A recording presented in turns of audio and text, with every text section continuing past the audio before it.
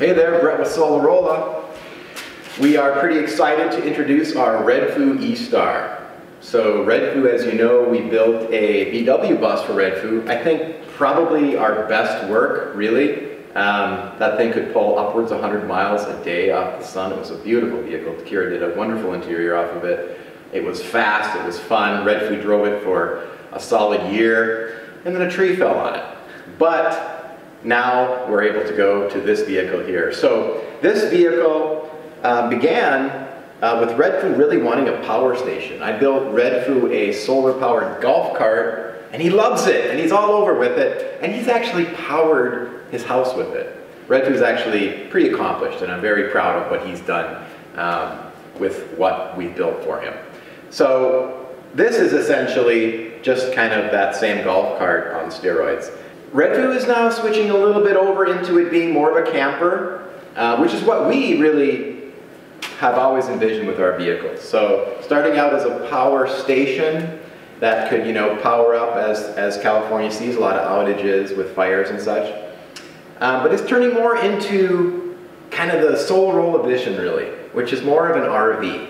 This vehicle has been an upward battle for us. I mean, so many challenges. Of course, we had batteries that were damaged and had to go back and forth.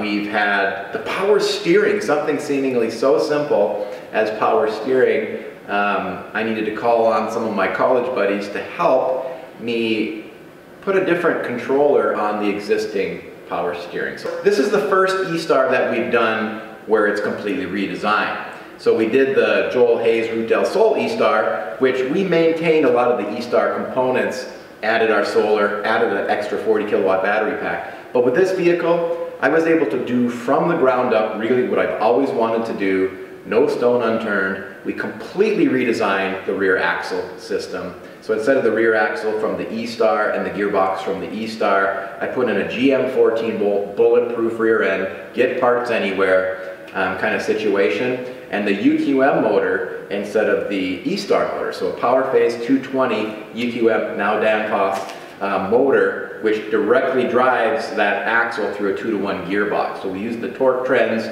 2-to-1 gearbox. So really cool. What I had always envisioned would be the ultimate E-Star. The 4 Tesla packs each run individually with their own BMS as to keep them kind of separate since they did come from different vehicles. They're each treated individually on a BMS, so they each have their own. And really excited to have custom solar panels. So with the Route del Sol project, even with Redfoo's VW, we had to build our own panels out of thin film and build aluminum frames, and we couldn't get the curves we always wanted.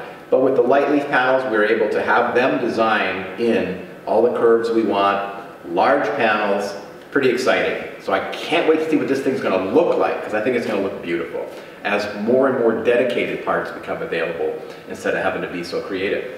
It's an intense build, but it's definitely the Mona Lisa that I've always wanted to paint. Kira's on board with me, slugging it out with me here, and we're getting pretty excited as we get to the part where we add the solar, which is right near the end. But yeah, Redfoo hanging in there and being patient as it's taken us a little bit more time, but great to work for him, and can't wait to get him his E-Star.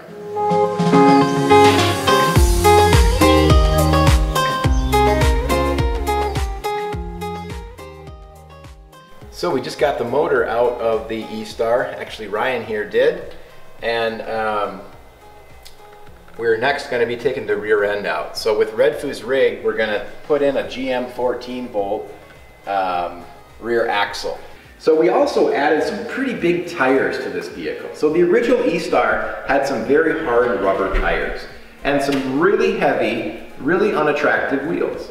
So that's one thing that Redfoo and I decided that we were going to change. We had to have some adapters made. You can kind of see them in there. Thanks to Timothy Drinkwater, we were able to have some really nice spacers machined out.